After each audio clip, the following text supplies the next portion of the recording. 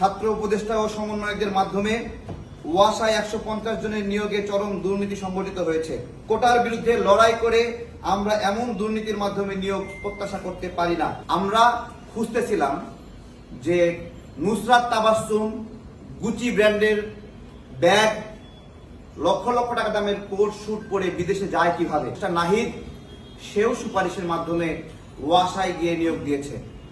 সাথে নাম রয়েছে নুসরাত তাবাসসুমের, সাথে নাম রয়েছে তৌহিদের, সাথে নাম রয়েছে নাজমুলের। আমরা খুঁজতেছিলাম যে নুসরাত তাবাসসুম গুচি ব্র্যান্ডের ব্যাগ, লক্ষ লক্ষ টাকা দামের কোট শুট পরে বিদেশে যায় কিভাবে। আমরা খুঁজতেছিলাম, আজকে সেই খোঁজার পেছনে তথ্যটা বের হয়ে এসেছে, তারা এটা কিভাবে করে। আমরা আজকের এই প্রেস বিজ্ঞপ্তিতে কিছু দাবি উত্থাপন করব।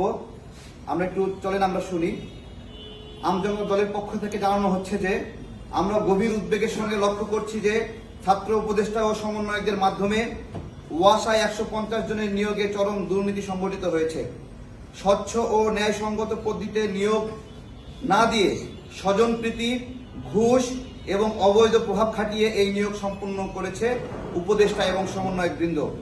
গণমাধ্যমে প্রকাশ পেয়েছে এই কথাগুলো, যেখানে উপদেষ্টা আসিফ মাহমুদের পিএস মোয়াজ্জেম হোসেন এবং উপদেষ্টা নাহিদ এবং সমন্বয়ক নুসরাত তাবাসসুম, তৌহিদ, নাজমুলের নাম এসেছে। কোটার বিরুদ্ধে লড়াই করে আমরা এমন দুর্নীতির মাধ্যমে নিয়োগ প্রত্যাশা করতে পারি না। ইতিপূর্বে সচিবালয়ে 3 কোটি টাকার নিয়োগ জালিয়াতি ফাঁস হওয়ার পরেও কোনো ব্যবস্থা নেওয়া হয় নাই। 7 দিনের জন্য একটি তদন্ত কমিটি গঠন করা হয়েছিল, সেই তদন্ত কমিটি এখনো শেষ হয় নাই। উপদেষ্টা নাহিদের সুপারিশের আরেকটি খবর ফাঁস হয়েছিল, আপনারা জানেন। তিনি বঙ্গবন্ধু শিক্ষক পরিষদের প্রতিনিধি শাহিদুর রহমানকে নিয়োগের সুপারিশ করেছিলেন। পরবর্তীতে আমরা যখন এটা নিয়ে কথা বললাম, প্রতিবাদ করলাম, তখন তিনি সেটি বাতিল করলেন।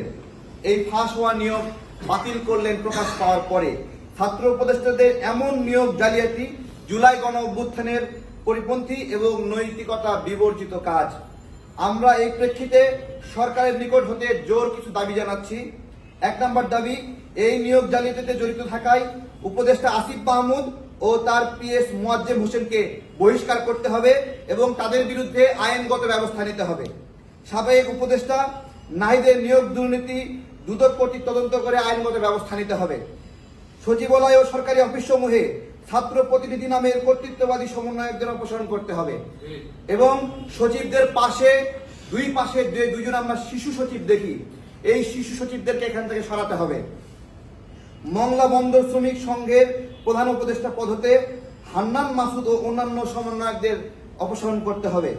আমজনতার দল এই মর্মে জানাচ্ছে যে নতুন বাংলাদেশে নতুন স্বাধীনতার সাথে প্রতারণা করা প্রতারকদের বিরুদ্ধে ব্যবস্থা নিলে দুর্বার আন্দোলন গড়ে তোলা হবে।